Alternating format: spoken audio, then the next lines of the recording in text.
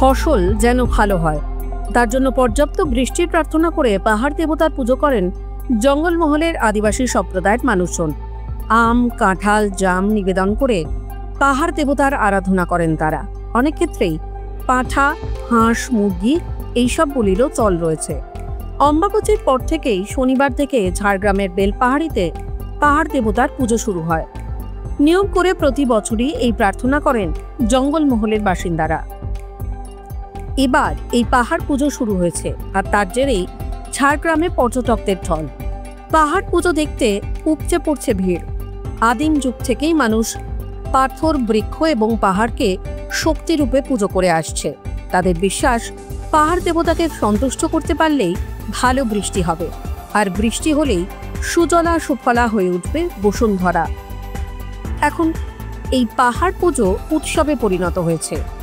পাহাড় পুজোয় কেবলমাত্র মূলবাসী আদিবাসী সম্প্রদায়ের মানুষজনই নয়, বাইরে থেকে পর্যটকরাও সামিল হচ্ছেন।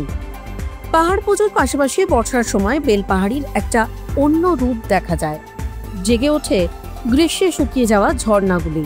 ঘাগরা, হুদহুদি, গাডরাশিনী, হাতিপাথরের মতো ঝর্ণাগুলির সৌন্দর্য এই সময় যেন দ্বিগুণ বেড়ে যায়, যা পর্যটকদের কাছে বাড়তি পাওনা।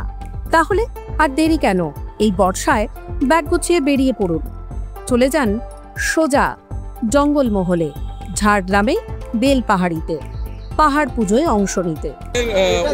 অনেকদিন থেকে চলে আসছে, আমাদের পূর্বপুরুষ সবাই এই পূজার ভক্ত এবং 12 মৌজার পূজা, 12 মৌজার প্রধানদের মিলে করে এই পূজাটা বছরে আষাঢ় মাসের তৃতীয় শনিবার এই পূজাটা সম্পূর্ণ করা হয়। পাহাড় পুজো হয় অ্যাকচুয়ালি এখানে এই যে আষাঢ় মাস পড়ে গেছে, আষাঢ় মাস পড়া মানে এবারে ধান চাষ শুরু হবে, চাষবাস যাতে ভালো হয়। পাহাড় পুজো মেনলি হচ্ছে পাহাড় মানে প্রকৃতির পুজো, ঠিক আছে। ধান চাষ যাতে ভালো হয়, বর্ষা যাতে ভালো হয়, সকল মানুষ যেন ভালো থাকে, এই উদ্দেশ্যে পাহাড় পুজোটা করা হয়। টাইমস নাও খবর।